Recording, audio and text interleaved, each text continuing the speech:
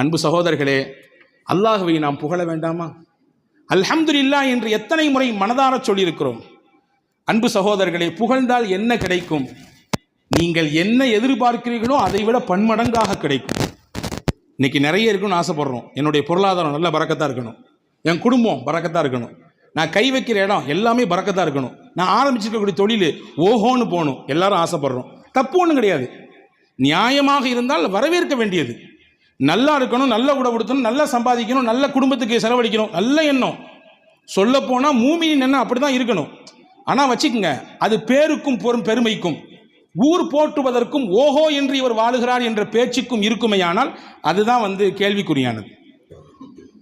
அப்போ நமக்கு கிடைக்கிறது அதிகமாக கிடைக்கணும். என்ன செய்யணும்? சிம்பிள். அல்லாஹ் என்ன உங்களுக்கு கொடுத்துருக்கானோ அந்த அல்லாவை நீங்கள் புகழுங்க. அல்லாஹ் கூட்டி தருவான் உங்களுக்கு. ஒன்று கிடைச்சாலும் அல்லாவிற்கு நீங்கள் புகழ் மாலை செலுத்துங்கள். அல்லாஹ் அந்த ஒன்றை 10ஆக மாற்றி தருவான்.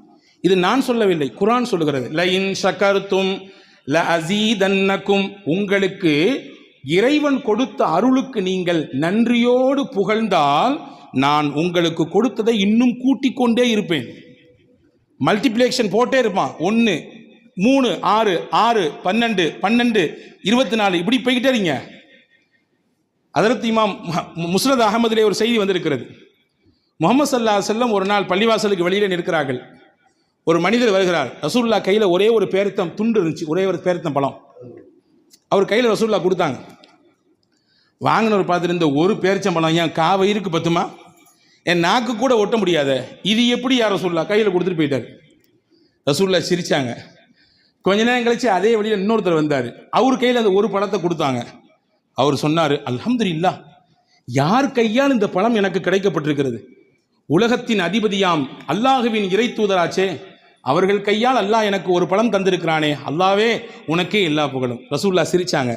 சிரிச்சிட்டு பக்கத்துல இருந்து ஒருத்தரை கூப்பிட்டு சொன்னாங்க, உம்மு சலமா, தன்னுடைய துணைவியார், உம்மு சலமா அம்மாட்ட 40 திர்ஹம் தங்க காசுக்கு வாங்கிட்டு வாங்கன்னாங்க. அவர் ஓடி போய் வாங்கிட்டு வந்தார். அதை அவர் கையில் கொடுத்து, அல்லாஹ் உனக்கு பரக்கத் செய்வான், போயிட்டு வாங்க ரசூலுல்லாஹ். அன்பர்களே, ஒரு செய்தி தான், 2 தகவல் இருக்கிறது.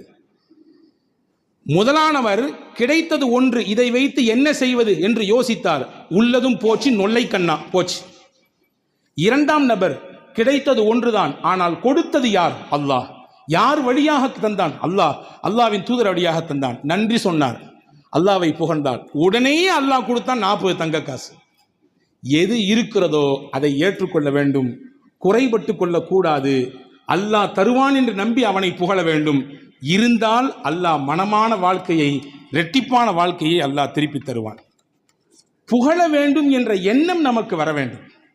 அல்லாஹ் என்னெல்லாமோ தந்திருக்கிறான். பொதுவாகவே மனிதனுடைய இயற்கை என்ன தெரியுமா? இருக்கிறத வச்சு திருப்திப்படவே மாட்டான். இயற்கை இல்லாத ஒன்றை மட்டும்தான் தேடிக்கிட்டே இருக்கும் மனுஷன் மனம்.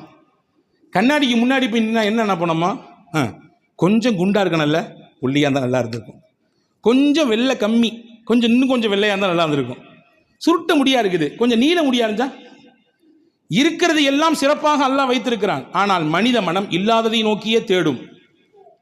இருப்பது அல்லாஹ் கொடுத்தது, அவனை புகழ வேண்டும் என்ற எண்ணம் வந்துவிட்டாலே அதுவே அல்லாஹ்வின் மிகப்பெரிய கரிசனம் என்கிறார்கள் பெருமக்கள். மூசா அலைஹிஸ்ஸலாம் அல்லாஹ்ட்ட கேட்டாங்களா, யா அல்லாஹ், எத்தனையோ அருள் செஞ்சிருக்கேன், எனக்கு உன்னை எப்படி நான் புகழ்றது, நீ எனக்கு சொல்லித்தாங்கன்னு கேட்டாங்களாம். உன்னை மூசாவை பார்த்து அல்லாஹ் சிரித்துக்கிட்டே சொன்னானா, மூசா, என்னைய புகழணும்னு என்ன வந்துருச்சு இல்லை, இதுவே புகழ் தான். என்னைய புகழணும்னு என்ன வந்துருச்சு இல்லை, என்னை நினைக்கணும்னு என்ன உனக்கு வந்துருச்சு இல்லை, இதுவே எனக்கான புகழ் தான், ஏற்றுக்கொள்கிறேன் என்றான் அல்லாஹ். அன்பர்களே, புகழுக்கு நேரம் ஒதுக்க வேண்டும்.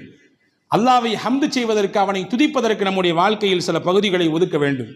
இல்லாதை நினைத்து குறைப்பட்டு கொண்டே இருப்பதை இழந்து வாழுகிற சூழல் தான் இன்னைக்கு அதிகரித்திருக்கிறது. உமர் ரலியல்லாஹு அன்ஹு வீதியில் நடந்து வர்றாங்க. ஒரு மனுஷர் முன்னாடி வந்தார். தோழரே எப்படி இருக்கீங்க கேட்டார். நம்மள்ட்ட கேட்டால் என்ன சொல்லுவோம்? நல்லா இருக்கும், அல்ஹம்துலில்லாஹ், நல்லா இருக்கும்னு சொல்லுவோம். அதே மாதிரி நல்லா இருக்குன்னாரு. உமர் ரலியல்லாஹு மறுபடியும் கேட்டாங்க, எப்படி இருக்கீங்க சத்தமாக கேட்டாங்க. மறுபடியும் சொன்னார், நல்லா இருக்கேன்னாரு. மறுபடியும் கொஞ்சம் சத்தத்தை கூட்டி சொன்னாங்க, எப்படிங்க அது கேட்டாங்க. அவர் புரிஞ்சுக்கிட்டாரு, அல்ஹம்துலில்லாஹ் நல்லா இருக்கேன்னாரு.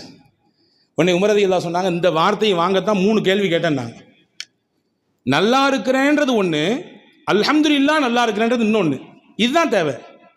எப்படி இருக்கிறீங்க? எப்படி இருக்க? மாத்திரையோடு கிடந்து வாழ்கிறேன், முட்டி வலி காலு வலி, வியாபாரம் எப்படி போகுது பாருங்க, கேட்டு பாருங்க.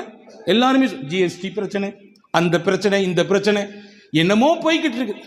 இல்லை, எது இருந்தாலும் அல்லாஹ் கொடுத்து கொண்டிருக்கிறான், அல்ஹம்துலில்லாஹ். வலியோடு வாழுகிற வாழ்க்கை தான். வலியோடு வாழ்க்கை இல்லை என்றால் வாழ்க்கையை ரசிக்காது. சில வழிகளை அல்லாஹ் தருவான், அதுவும் நம்முடைய பாவங்களை கரைக்கத்தான். வலியோடு உண்டான வாழ்க்கை தான் இருந்தாலும் அல்லாஹ் நல்லா வச்சிருக்கான் அல்ஹம்துலில்லாஹ் என்று சொன்னால் அந்த வார்த்தையினுடைய பரக்கத்தை கொண்டே அல்லாஹ் நம்மை நல்லா வைத்து விடுவான். அல்ஹம்துலில்லாஹ் வியாபாரம் நல்லா இருக்கு என்று நீங்கள் சொல்லி பாருங்கள், அந்த வார்த்தையின் பரக்கத்தை கொண்டே அல்லாஹ் வியாபாரத்தை செழிப்பாக்கி விடுவான். அல்ஹம்துலில்லாஹ் குடும்பம் சிறப்பாக இருக்கு, பிள்ளைகள்லாம் சிறப்பாக வளர்ந்துட்டு இருக்கிறாங்க என்று சொல்லி பாருங்கள், அந்த வார்த்தையின் பரக்கத்தை கொண்டே அல்லாஹ் சிறப்புமிக்க குடும்பமாக மாற்றி கொடுத்து விடுவான். ஒரு விஷயம்தான், அல்லாஹ் நமக்கு பார்த்து பார்த்து செய்கிறான் அருள் ஒவ்வொன்றையும். அந்த அருளுக்கெல்லாம் நன்றியவர்களாக நாம் இருக்க வேண்டும் என்று விருப்பப்படுகிறான்.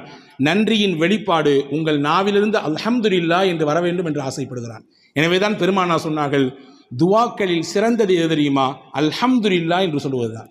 இதை விட பெரிய துவாவே இல்லைன்னு நாங்கள் சொல்லுவோம். இதை விட பெரிய துவா இல்லை. அல்ஹம்துலில்லாஹ் என்பதை விட பெரிய துவா வேறொன்றும் இல்லை. ஒரு நாள் மஸ்ஜித் நபவியில் தொழுகை நடக்கிறது.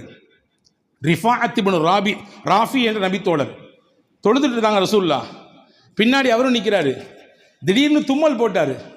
தும்மல் போட்டவுடன் அல்ஹம்துலில்லாஹ் சொல்லணும் அவருக்கு முன்னாடி சொல்லி தரப்பட்டிருக்குது. அவர் சொன்னார், அல்ஹம்துலில்லாஹ் ஹம்தன் கதீரன் தய்யிபன் முபாரக்கன் ஃபீஹி கமா யுஹிப்பு ரப்புனா வ யர்தாஹு. அல்லாஹ்வுக்கே எல்லா புகழும், பரக்கத்தான புகழ். இந்த வார்த்தைகளை சொல்லி அல்லாஹ்வை தஸ்பீஹ் செய்து விட்டார், புகழ்ந்து விட்டார். தொழுது முடிச்சோன்னு ரசூலுல்லாஹ் திரும்பி பார்த்து, யாருங்க தும்மல் போட்டது, யாருங்க பேசுனது தொழுகையில் அப்படின்னு கேட்டாங்க.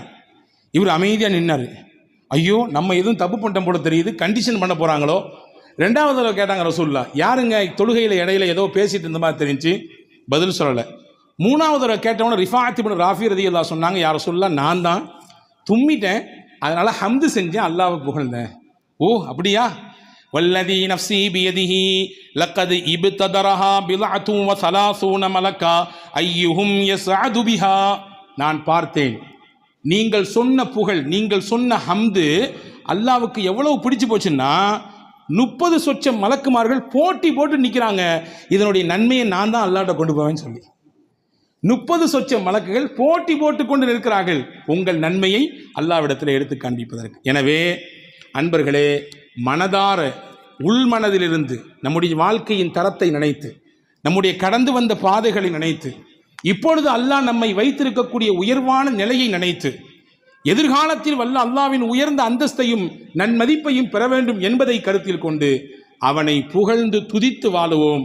அதுதான் அர்த்தமுள்ள வாழ்க்கை. நம் வாழ்க்கைக்கான ஆதாரமும் அந்த புகழ்தான். வல்ல அல்லாஹ் அப்படிப்பட்ட நிலையோடு வாழ்வதற்கு அல்லாஹ் நம் யாவருக்கும் தௌஃபீக் செய்வானாக. ஆமீன். வாஹிரு தாவான் அல்ஹம்துலில்லாஹி ரப்பில் ஆலமீன். அஸ்ஸலாமு அலைக்கும்.